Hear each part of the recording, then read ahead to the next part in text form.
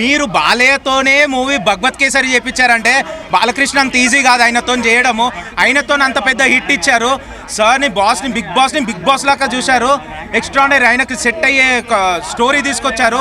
Family oriented story, very concept oriented. ఇవాళ రేపు చిన్న చిన్న ఈగోలకి డైవర్స్ వరకు వెళ్తున్నారు. పిల్లల గురించి ఆలోచించండి, డైవర్స్ వరకు వెళ్ళొద్దు.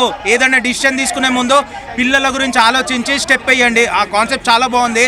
ఎండ్ ఆఫ్ ది డే వీళ్ళు కలిసినట్టు డైవర్స్ చేసుకున్న వాళ్ళు ఇటు ఆలోచిస్తే కలిసిపోతే మాత్రం కోర్ట్స్ అనేది పనిచేయదు. Only money waste, time waste, life waste తప్ప ఏముండదు. సో మూవీలో చెప్పాలంటే ప్రతి స్టెప్, ప్రతి బిట్, ప్రతి song bit, every moment super.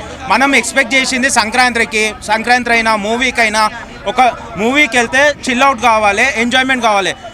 దానికి డబుల్ ట్రిబుల్ ఉన్నది ఈ మూవీ. లాస్ట్ టైం వెంకీ మామ సింగిల్గా వస్తేనే రికార్డులు బద్దలు తీశాడు. ఇక్కడ బాస్తో వచ్చాడు.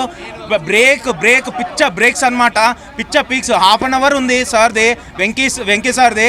కానీ ఆ ½ కాస్త మూవీ సెకండ్ హాఫ్ మొత్తం డామినేట్ అన్నట్టుంది. ఓవరాల్ ఇంకోటి, వీళ్ళిద్దరు మనకు తెలుసు టాలీవుడ్లో ఇద్దరు చాలా టాప్ హీరోస్. సో వీళ్ళది కాంబినేషన్ రాలేదు, ఫస్ట్ టైం వచ్చింది. That's a great thing.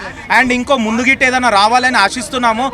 And ఇంకోటి, ఇద్దరికి చాలామంది కాంట్రవర్సీ ఇష్యూస్ వస్తాయి. ఎందుకంటే ఇద్దరు టాప్ హీరోస్ ఉన్నప్పుడు ఎవరు బాగా చేశారు, ఎవరు తక్కువ చేశారు. కానీ Anil Ravipudi sir, you are great sir. ఇద్దరికి పర్ఫెక్ట్ సింక్ ఇచ్చారు, ఎగ్జాక్ట్ డైలాగ్స్ ఇచ్చారు, ఎగ్జాక్ట్ రోల్ ఇచ్చారు. ఎవరిని కిందికి డిక్రిమినేట్ చేయలేరు, వాళ్ళని చాలా బాగా చూపించాడు.